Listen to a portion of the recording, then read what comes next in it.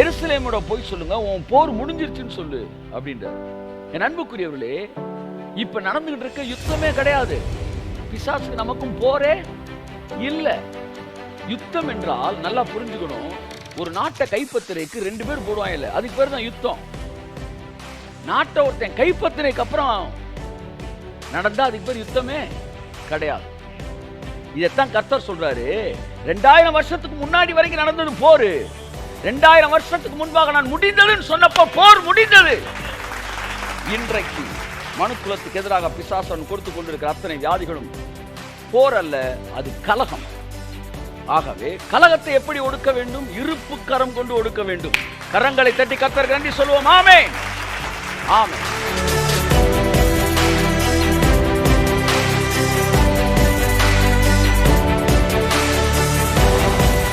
கிறிஸ்துவுக்குள்ள நீங்க யார்? இந்த உலகத்தை சரியான பாதையில் திருப்பக்கூடிய மாலுமிகள்.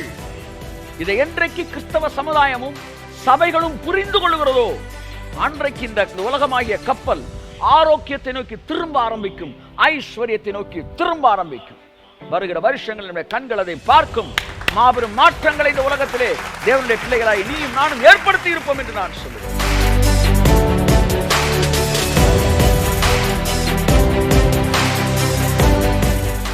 என் அன்புக்குரியவர்களே, அப்ப ஒன்னு நீங்க புரிஞ்சுக்கணும், இந்த ஆளுகையை நீங்களும் அவரும் சேர்ந்து தான் பண்ணிட்டு இருக்கிறோம். அப்ப அவர் என்ன சொல்றாரு, நீ என்ன சொல்ற அப்படின்னு கேட்கிறாரு. நான் இதை சொல்றேன் ஆண்டவரே. அப்ப அதே நானும் சொல்றேன். இல்ல சொல்றதுக்கெல்லாம் ஆமான்றீங்க, என் பேரே ஆமேன் தான்டா. அப்ப நல்லா கவனிங்க, பல இடங்களிலே தேவனுக்கு கொடுக்கப்பட்ட நாமங்கள், அது தேவனுக்கு கொடுக்கப்பட்ட வசனங்கள் மனிதனுக்கு கொடுக்கப்பட்டிருக்கிறது. ஏற்கனவே சொல்லியிருக்கிறேன், என்னால் தேவனால் கூடாத காரியம் ஒன்றுமில்லை. இந்த வசனம் யாருக்கு கொடுக்கப்பட்டிருக்கு?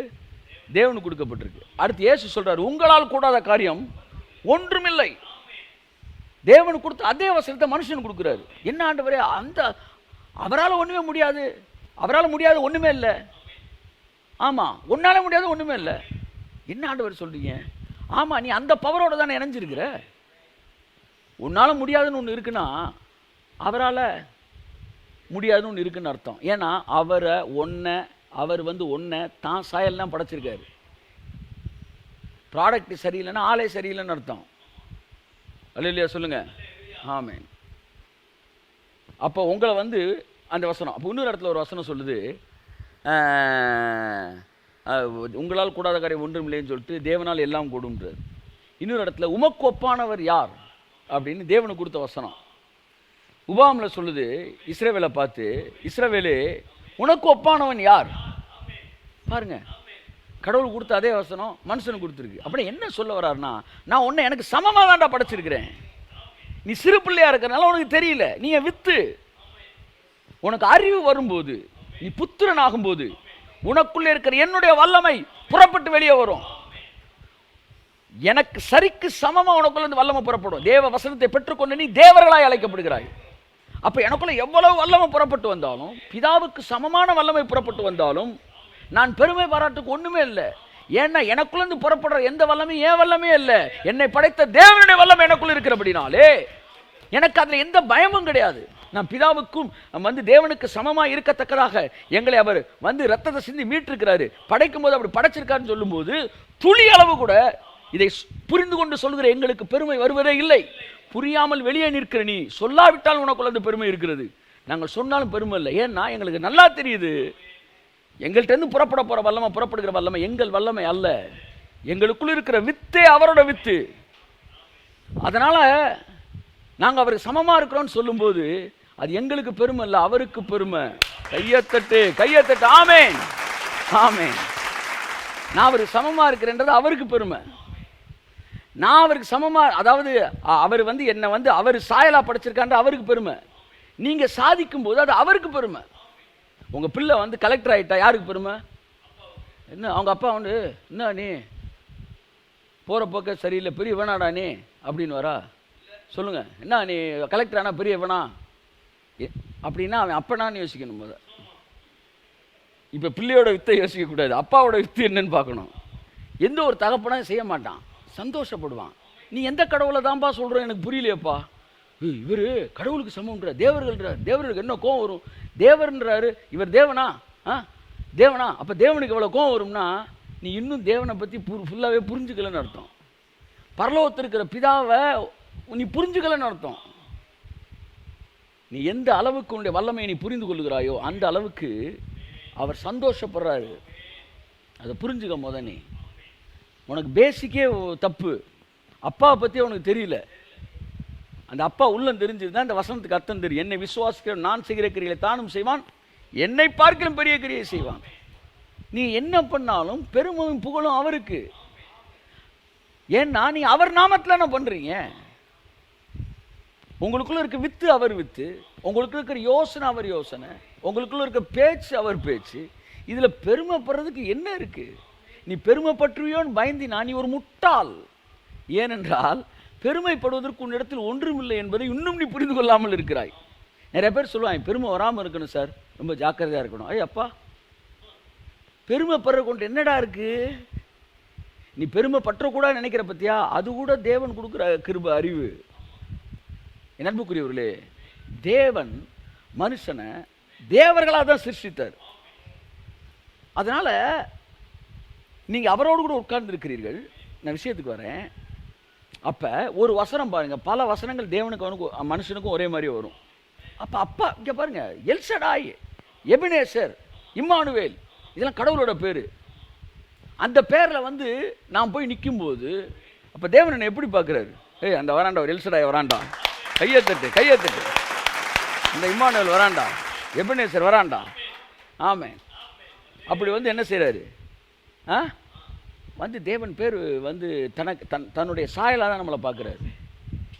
அப்படித்தான் இந்த கப்பலை பற்றி இப்போ தான் நான் மேட்ருக்கு திரும்ப இன்னொரு உட்கருத்துக்கு வரேன்.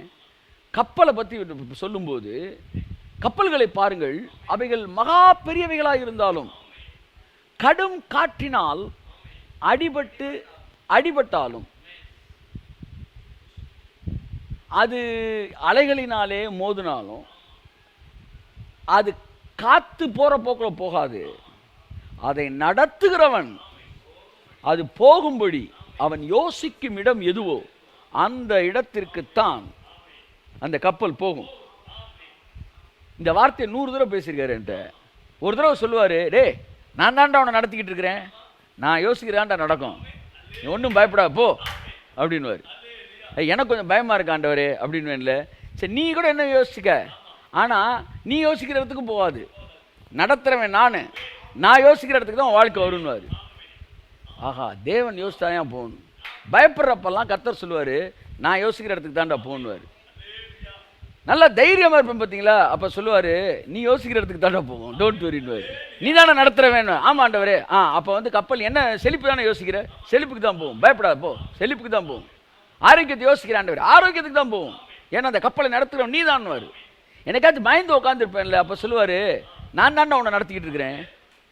என்ன ஆண்டவரே, நேற்று நான் நீங்கள் இன்னைக்கு நீங்கன்றீங்க. அதுதான் ரெண்டு டிரைவர் கை தட்டுங்க ஒருத்தவர். ஆமே, நான் மிரண்டேன்னா அவர் பிரேக்கை போட்டுவார், கையை தட்டு. நான் கரெக்டாக ஓட்டினா அவர் பிரேக்லேருந்து காலை எடுத்துவார். அப்படியே ஓட்டிக்கிட்டே இரு கும்முன்னு போகுது. ஏய் அமுக்கு பிரேக்க, ஐயா பிரேக்கை காணும். அடுத்த தடவை கரெக்டாக அமைக்கிறது. இதில் எதுவும் பிரச்சனை வருமா? ஒரு பிரச்சனையும் வராது. இப்போ எது வரைக்கும் என் கூட அந்த அவங்க காரில் ஓட்டிக்கிட்டே இருந்தேன், எனக்கு ஓட்ட தெரிகிற வரைக்கும் என்ன செய்கிறாரு, 2 பிரேக்கு தேவைப்பட்டுச்சு. இப்போ நான் தனியாக தான் ஓட்டுறேன்.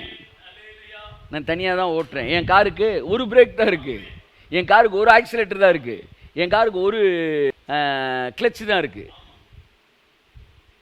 இப்படி நீங்கள் முழுவதுமாய் நீங்கள் ஓட்டுற வரைக்கும் அவர் உங்களோடு கூட இருப்பார். இருந்து உங்களுடைய அதிகாரத்தை பயன்படுத்த உங்களுக்கு கற்றுக் கொடுப்பார். கரவல் ஆடுகளை அவர் மெதுவாய் நடத்துவார். அதிகாரத்தை பற்றி பேசுகிறனால நீங்கள் வந்து ஐயோ என்கிட்ட ரெஸ்பான்சிபிலிட்டி ஓவராக இருக்குது, நான் தான் இந்த உலகத்தை மாற்றணும் போல அப்படின்னு அவன் அங்கே போனோம்னா அவன் என்ன சொல்கிறான், வந்து எல்லாம் கடவுள் கையில் தான் இருக்குது, அதனால் எல்லாரும் அழுவோம் அப்படின்றான். நம்ம கையில் ஒன்றுமே இல்லை, நம்மகிட்ட வந்து 10 காசு கூட பிரயோஜனம் கிடையாதுன்றான். அதனால் ஒன்றும் செய்ய முடியாமல் தண்ணி இங்கே வந்தோம்னா எல்லாம் உங்கள் கையில் தான் இருக்குது அப்படின்னு இதுவும் வந்து உனக்கு ஷாக்காகி போயிருது.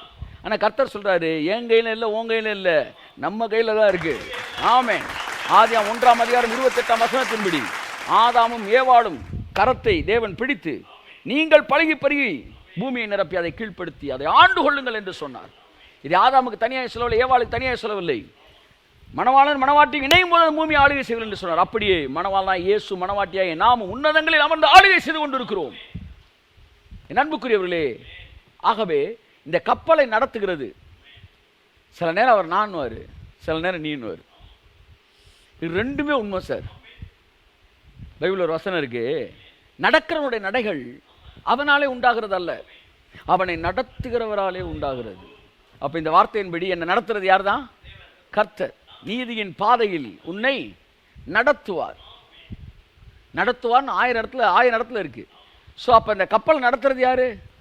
தலைவர் தான். நான் கவலைப்பட வேண்டியதே இல்லை. சரி, செழிப்பு, ஆரோக்கியம், ஐஸ்வர்யம், இத்தகைய திட்டங்கள் தேவன் பரிசுத்தாவின் உந்துதலில் நான் செயல்பட்டு நல்ல தைரியமாக போயிட்டு இருக்கும்போது இப்போ நடத்திக்கிட்டு இருக்கிறது யார் தான்? நான் தான். அப்போ உங்கள் சித்தம், எத்தனை பேசுவார், உங்கள் சித்தம் மிகவும் முக்கியமானது. ஏன்? கிறிஸ்துவுக்குள் நீங்கள் யார்? நீங்கள் கப்பலை நடத்துகிறவர்கள், இந்த உலகத்தை நடத்துகிறவர்கள். கரங்களை தட்டி கர்த்தருக்கு நன்றி சொல்லுவோம். ஆமென், ஆமென், ஆமென், ஆமென், ஆமென். கிறிஸ்துவுக்குள் உங்கள் சாயல் என்ன என்பதை இந்த வாரத்தில் நான் பேச ஆரம்பிக்கிறேன்.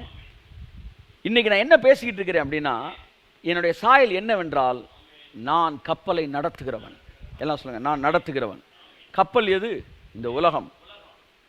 பெரும் கப்பல்களை பாருங்கள், அவைகள் மகா பெரியவைகளாக இருந்தாலும் இருந்துட்டு போகுது. எவ்வளோ பெருசாக இருந்துட்டு போகுது. பெரிய கப்பலுக்கு பெரிய சுக்கான இதை போடுறாங்க, சுக்கானை போடுறாங்க. சின்ன சுக்கான் தான் பெரிய கப்பலே திருப்புது. அப்படி உங்கள் மைண்டு, என்னை பொறுத்தவரை நாக்கு தான் சுக்கான்னு நான் சொல்ல மாட்டேன், மைண்டு தான் சுக்கானே. அப்போ நாக்கு இருதயத்தின் நிறைவினால் வாய் பேசும். நீங்கள் வந்து சுக்கான ஒரு சுற்றுறீங்களே, அப்படி சுற்றும்போது இது மட்டும் சுத்தாது, இதுக்கு கீழே ஏகப்பட்ட பல்சக்கரம் இதோட சேர்ந்து இருக்கும். அது அம்புட்டுமே கப்பா கப்பா கப்பா கப்பான்னு சுற்றும். நீங்கள் இதை சுற்றின ஒன்று அங்கே பயங்கரமாக சுற்றும், எல்லாம் சுற்றி தான் திரும்பும். அப்படி தான் இந்த நாக்கை நீங்கள் பேசும்போது இதுக்குள்ளே ஏகப்பட்ட பல்சக்கரம் இருக்குது. இங்கே இந்த பல்சக்கரம் எல்லாமே சுற்றும், கப்பா கப்பா கப்பா கப்பான்னு சுற்றி வெற்றிக்கு நேரம் அப்படியே திரும்பும் பாருங்க. சில நேரம் டக்குன்னு திரும்பலன்னு பயப்படக்கூடாது, நீங்கள் திருப்பணும். அது திரும்பும், நீ பயப்பட வேண்டாம், அது திரும்பும். இந்த முதல் ட்ரை சைக்கிள் ஓட்டும்போது, கார் ஓட்டும்போது ஈஸியாக ஓட்டிடலாம், ட்ரை சைக்கிள் ஓட்டினவங்களுக்கு தான் தெரியும். நான் சில நேரம் எங்கள் ஏரியாவில் ட்ரை சைக்கிள், சார் சும்மா ஒரு பார்த்து ஓட்டுப்பான்னா, ஓட்டினோன்னு என்ன செய்யும், ட்ரை சைக்கிள் ரிச்சா இதெல்லாம் வந்து அப்படியே ஒன் சைடு இழுக்கும். எப்படா ஓட்டுறாங்க என்ன தெரியாது. அதுவே அது போகிற போக்கில் போனோம்னா நேராக சாக்கடையில் போய் கவுத்தி விட்டுரும். இப்போ இந்த உலகம் இழுத்துக்கிட்டு தான் போகுது நம்மளை. அதுக்காண்டி இந்த உலகத்துக்கு ஏற்றார் போல நாம் பேசக்கூடாது. நாம் பேசுகிறதுக்கு ஏற்றார் போல இந்த உலகம் மாற வேண்டும். கரங்களை தட்டி கர்த்தர் நன்றி சொல்லுவோம். ஆமென். ஸோ இந்த ட்ரை சைக்கிள் 3 சக்கர வண்டியை நீ ஓட்டும்போது ஒன் சைடு இழுக்கத்தான் செய்யும். அப்போ சொல்லுவான், நீ இழுக்குதுன்னு விட்டினா அது உனக்கு கொண்டு போயிடும். ஆனால் நீ பேலன்ஸ் பண்ணினா அது வரும், அது வரும். இந்த உலகம் மாறும், மாறும். நான் சொல்கிறேன், எதிர்மறையான இந்த சூழ்நிலை மாறும், மாறும், மாறும். தேவனை போல் பேசுங்கள், தேவனிடத்தில் பேசுங்கள். நீங்கள் தேவனை போல் பேசும்போது நீங்கள் ஆளுகை செய்கிறீர்கள். நீங்கள் தேவனிடத்தில் பேசும்போது தேவன் ஆளுகை செய்கிறார். இது கேப் தான். If you want to take rest, then he will take care of it. அடுத்து வந்து if you want to move அப்படின்னா he will hand over it to you. அப்படி தான் இது போயிட்டு இருக்கு. மிக அழகான ஒரு ஆட்சி. ஆமென். ஆளுகை. அப்ப இந்த பூமியை நாம் யார் அப்படின்னு புரிஞ்சுக்கிட்டு, இந்த பூமியை நடத்துகிறவர்கள். இந்த வார்த்தை கேட்குறவங்க 1000 பேர் இருக்கலாம். ஒன்று தெரிஞ்சுக்கங்க, இந்த பூமியை நடத்துறது நீயும் நானும். இதுதான் இந்த செய்தியின் மைய கருத்து. இதில் வந்து நல்லா கவனிங்க, சில ஃப்ளேவர்டு இது இருக்கும், ரெவலேஷன்ஸ். சிலது வந்து வழக்கமாக போடுற உப்பு அப்படின்ற ஒரு ஐட்டம் எடுத்திங்கன்னா எந்த ஐட்டத்துக்குமே போடணும் உப்பு. அந்த மாதிரி தேவன் நல்லவர், தேவன்கிட்டருந்து வியாதி வரல, இதெல்லாம் சொன்னேன்ல, அதெல்லாம் எல்லா மெசேஜ்லேயுமே இருக்கும். உப்பு ரொம்ப முக்கியமானது, ஆனால் அடிக்கடி நீ கேட்டது, ஆனால் முக்கியமானது. அடுத்து சில ஜோக்ஸ் இருக்கும், அது மேலே இருக்கிற டெக்கரேஷன். சில ஃப்ளேவர் இருக்கும், அது வந்து ரெவலேஷனோட ஆடட் ரெவலேஷன்ஸ். ஆனால் மெயினான ரா மெட்டீரியல்னு ஒன்று இருக்கும், ஒவ்வொரு சாப்பாட்டுக்கும் ஒன்று இருக்கும், ஒவ்வொரு ஐட்டத்துக்கும் ஒன்று இருக்கும். அந்த மாதிரி மெயினான ரா மெட்டீரியலை தான் இப்போ நான் சொல்கிறேன். அது என்னன்னா, இந்த உலகத்தை நீ எங்கே இருந்தாலும் சரி, இந்த உலகம் ஒரு கப்பல், இந்த ஒட்டுமொத்த உலகம் ஒரு கப்பல். அதில் 1000 பேரோ இப்போ 10,000 பேரோ உலகத்துலேருந்து கேட்டுக்கிட்டு இருக்கோம். நம்ம எல்லாருமே இன்னும் இயேசு கிறிஸ்துவை ஏற்றுக்கொண்டு எத்தனையோ பேர் இருக்கிறோம். நம்ம எல்லாருமே தான் அந்த உலகத்தை சரியான இடத்துல நடத்தக்கூடிய மாலுமிகளாக, கப்பலுடைய நடத்துகிறவர்களாக, ஒரு கேப்டனாக நாம் இருக்கிறோம். கரங்களை தட்டி கர்த்தருக்கு நன்றி சொல்லுவோம். ஆமென். Then only you know this truth. இந்த சத்தியத்தை நீ அறிந்து கொண்டால் மட்டும்தான் இந்த உலகத்தை நீ நானும் திருப்ப முடியும். நான் ஒரு மாலுமி, நீ ஒரு மாலுமி. நாம் ஒவ்வொருவரும் இணையும் போது இந்த கப்பலை சரியா திருப்ப முடியும். பயப்படாத மகனே, கையை தட்டி நீ இயேசுவின் நாமத்தில். ஆமென். நீ யார்? கிறிஸ்துவுக்குள்ளாக சொல்லுங்க. நான் ஒரு மாலுமி, நான் ஒரு கப்பலை நடத்துகிறவன். இந்த மகா பெரிய கப்பலை நடத்தும்படி கர்த்தர் எங்களை கேப்டனா அழைச்சிருக்கிறார். கையை தட்டுக்கு போறவருக்கு ஆமென். Price God. பெரிய ஃப்ளைட்டில் பொதுவாகவே ஃப்ளைட்டில் எத்தனை பைலட் இருப்பாங்க? 2 பேர் இருப்பாங்க. கப்பலில் எத்தனை பேர் இருப்பாங்க? கேப்டன் 2 பேர் இருப்பாங்க. தேவைப்பட்டால் கூட இருப்பாங்க, 4 பேர் கூட இருப்பாங்க. அப்படி தான் இந்த உலகத்தை, இந்த உலகமாகிய கப்பலை பெரும் காற்றில் அடிபட்டாலும் அடிபட்டுக்கிட்டு இருக்கட்டும், நீயும் நான் என்ன பேசுகிறோமோ அந்த இடத்துக்கு தான் இந்த கப்பல் போகுது. அந்த இடத்துக்கு வந்துடும், திரும்பிடும், சரியான இடத்துக்கு திரும்பிடும். முத காரில் போயிட்டு இருக்கும்போது ஸ்டேரிங் என்ன செய்கிறேன்? திருப்புறேன். ஆனால் கார் நேராகவே தான் நிற்கிது. எப்படி? காரு நேராக நிற்கிது. வண்டியை ஸ்டார்ட் பண்ணிட்டேன், இன்னும் கியர் என்ன செய்யலை, போடலை, வண்டி ஆனில் இருக்குது. வண்டியை திருப்பணும், ஸ்டேரிங்கை திருப்புறேன். நானும் திருப்புறேன், பாடி நேராகவே தான் அடிக்குது. உடனே இந்த வண்டி நம்ம சொன்ன பேச்சு கேட்கல அப்படின்ட்டு என்ன செஞ்சிடக்கூடாது, இறங்கிடக்கூடாது. நேராக நிற்கிதா, பரவாயில்ல, ஆக்சிலேட்டரை இன்னும் கொடு, பண்ணுற ஜபத்தை தொடர்ந்து பண்ணு. ஸ்டேரிங்கை வந்து எதுக்கு வச்சுருக்க? ஆரோக்கியத்துக்கு வச்சுட்ட. ஆனால் வண்டி மட்டும் எதை பார்த்தே நிற்கிது? வியாதியை பார்த்தே நிற்கிது. கர்த்தர் சொல்கிறாரு, ஸ்டேரிங் ஆரோக்கியத்துக்கு திரும்பிடுச்சு, வண்டி மட்டும் வியாதியில் நிற்கிது, அதனால் ஒன்றும் நடக்கலைன்னு இறங்கிறாத. நீ பண்ணுற ஜபத்தை, நீ ஆக்சிலேட்டரை கொடுத்த உடனே காலை வச்சோடனே டவக்குன்னு வண்டி இப்படி திரும்புது. வச்சோடனே நேராக தான் போகுது. என்ன இன்னும் நேராக தான் போகுதுன்னா அப்படியே திரும்பும் பாரு, ஜல்லுன்னு திரும்பி அப்படியே வண்டி திரும்பிடும். வண்டி ஓட்டுறவனுக்கு தெரியும், ஓட்டி பழகினவனுக்கு தெரியும். புதுசாக இருக்கவனுக்கு வண்டி டயர் எங்கிட்டு திரும்பி இருக்கு எனக்கு தெரியலையே, லைட்டாக கண்ணாடி வெளியே எட்டி பார்த்தா அதாவது மக்கள் மேலே ஓட்டுற மாதிரி ஆயிரும். நீ டயரை பார்த்துட்டு வண்டி ஓட்ட வேண்டாம், ஸ்டேரிங்கை திருப்பு. அப்போ டயரு எட்டி பார்க்க வேணாம், நான் ஸ்டேரிங்கை திருப்பி இருக்கேன், எந்த திசையில் திருப்பி இருக்கணும், டயர் அந்த திசை தான் திரும்பி இருக்கணும். அவ்வளோதான். இந்த நம்பிக்கையில் வண்டி ஓட்டிகிட்டு இருக்கோம் நம்ம. ஆமாம், நம்பிக்கையில் வண்டி ஓட்டிகிட்டு இருக்கோம். நீங்கள் திருப்புறீங்க, திரும்புன்னு எப்படி உங்களுக்கு தெரியும்? டயர் திரும்பி இருக்கு அப்படின்ற எட்டி பார்த்தா கன்ஃபார்ம் பண்ணுறீங்க? இல்லை, எட்டி பார்க்க முடியாது. இப்போ நீங்கள் வண்டி ஓட்டும்போது ஸ்டேரிங்கை திருப்பினாலே போதும், டயர் ஆட்டோமேட்டிக்காக அந்த இடத்துக்கு என்ன செஞ்சிடும்? திரும்பிடும். அப்படித்தான் நீங்கள் வார்த்தையை பயன்படுத்தும் போது உங்கள் கண்ணுக்கு தெரியாவிட்டாலும், என் அன்புக்குரியவர்களே, இந்த உலகத்தின் போக்கு திரும்பிதான் இருக்கிறது. ஒரு பாடி திரும்பாம இருக்கலாம், ஆனால் டயர் திரும்பி இருக்கு இயேசு நாமத்தில். இன்னும் கொஞ்ச நாட்களில் இன்னைக்கு டயர் திரும்பின இடத்துக்கு இந்த பாடி திரும்புறத உங்களுடைய கண்கள் என்னுடைய கண்களும் பார்க்கும் என்று நான் சொல்லுகிறேன். கரங்களை தட்டி கர்த்தருக்கு நன்றி சொல்லுவோம். ஆமென். Praise God. Hallelujah. Hallelujah. என் அன்புக்குரியவர்களே, பைபிள் நம்மை ஆளுகை செய்கிறவர்களாக வைத்திருக்கிறது. நாம் சொல்லுகிற வார்த்தைகள் என்ன செய்கிறது? நிறைவேறுகிறது. அப்ப ஒரு பொசிஷனில் கடவுள் உங்களை என்னையும் வச்சிருக்கிறாரு. நாம் எல்லாரும் இந்த உலகமாகிய கப்பலை நடத்துகிற கேப்டன்களாக இருக்கிறோம். ஆகவே ஜனங்கள் கஷ்டப்படும் போது நீங்கள் அந்த கஷ்டத்தை புரிஞ்சுக்கணும். ஆனால் அதை நீங்கள் வெறும் ஆறுதலில் மட்டுமல்ல, அதை மாற்றக்கூடிய செயல்பாட்டில் அதை நீங்கள் காட்ட வேண்டும். நமக்கு ஒரு வேலை இருக்கிறது, பேசுவது.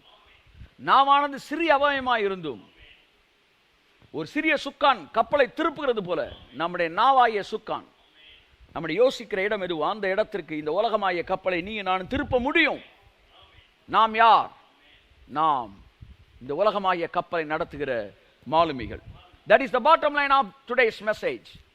கிறிஸ்துவுக்குள்ள நீங்க யார்? இந்த உலகத்தை சரியான பாதையில் திருப்பக்கூடிய மாலுமிகள்.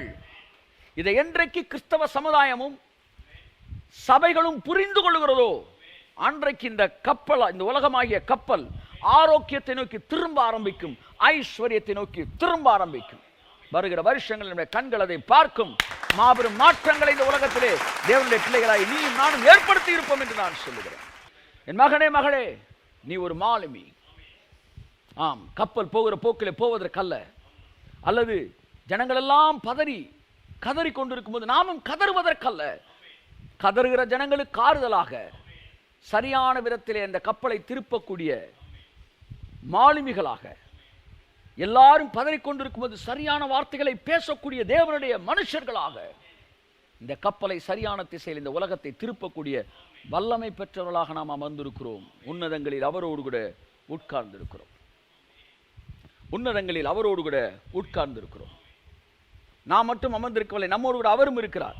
2 விதமான பெரிய விஷயங்கள் கொடுக்கப்பட்டிருக்கு. ஒன்று, தேவனைப் போல பேசுவது, தேவனிடத்தில் பேசுவது. இது இரண்டும் இந்த உலகத்தை சரியான பாதையில் திருப்பும். சரியான பாதையில் இதுவரைக்கும் திரும்பி இருக்குல்ல, ஒண்ணுமே நடக்காம இருந்திருக்கு. எவ்வளவு பெரிய இருட்டு உலகத்தில் இருந்துச்சு இந்த உலகம். கிறிஸ்தவம் எவ்வளவு பெரிய இருட்டில் இருந்துச்சு, இன்னைக்கு மாறி இருக்கு பாருங்க. 5 வருஷத்துக்கு முன்னாடி யூடியூப் ஓப்பன் பண்ணீங்கன்னா வந்து ஒரு கிருபையின் செய்தி நீங்க கேட்க முடியாது. Not even one grace message here or there, அப்படியே ஸ்கேட்டர்டாக இருக்கும். எனக்கு தெரிஞ்சு மெட்ராஸில் ஒரு 2-3 பேர், அதுக்கப்புறம் சவுத்தில் ஒரு 1-2 பேர், 2 பேரும் கூட சொல்ல முடியாது, ஆமாம் 1-2 பேர், அவ்வளோதான். டோட்டலாக எனக்கு தெரிஞ்சு தமிழ்நாட்டில் வந்து கிருபெல்லாம் பேசிக்கிட்டு இருந்தாருக்கலாம் 5 வருஷத்துக்கு முன்னாடி 3 பேர் 4 பேர். ஆனால் இன்னைக்கு 5 வருஷத்துக்குள்ள எதெல்லாம் வந்து நியாயப்பிரமாணம் சத்தம் கேட்டுக்கிட்டு இருந்துச்சோ அது எல்லாம் ஆஃப் ஆகி போச்சு. எங்கு திரும்பினும் சக்தி எடான்ற மாதிரி எங்கு திரும்பினாலும் கிருபை தான். இந்த 5 வருஷத்துக்குள்ள நான் பார்க்குறேன் பயங்கரமான எழுச்சி.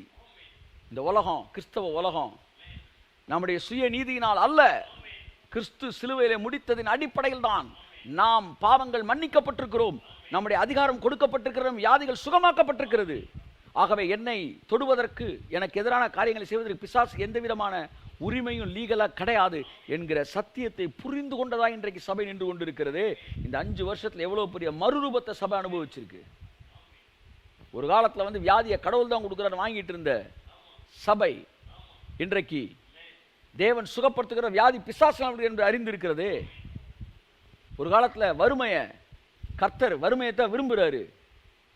ஆகவே நாமும் வறுமையில் வாழ வேண்டும் என்று சொல்லி வறுமையை மிகப்பெரிய ஆசீர்வாதம் நினைத்துக் கொண்டிருந்த கிறிஸ்தவ சமுதாயம் இன்றைக்கு வறுமை என்பது உவாம் சொல்லப்பட்ட ஒரு சாபம் என்பதை அறிந்து இன்றைக்கு வந்து ஆசீர்வாதம், தேவன் ஐஸ்வர்ய சம்பனர் என்றும் நம்மை ஐஸ்வர்யவான் ஆக்கும்படிக்கு அவர் தரித்திரர் ஆனார் என்பதை அறிந்து கொண்டு அவர் தரித்திரமானதன் நோக்கம் நம்மை ஐஸ்வர்யவானாய் மாற்று புரிந்து கொண்டு சபையானது இன்னைக்கு ஐஸ்வர்யத்தில் கடந்து வந்திருக்குது. நான் இந்தியா மட்டும் தமிழ்நாடு மட்டும் பேசல, உலகம் முழுவதும் சொல்றேன்.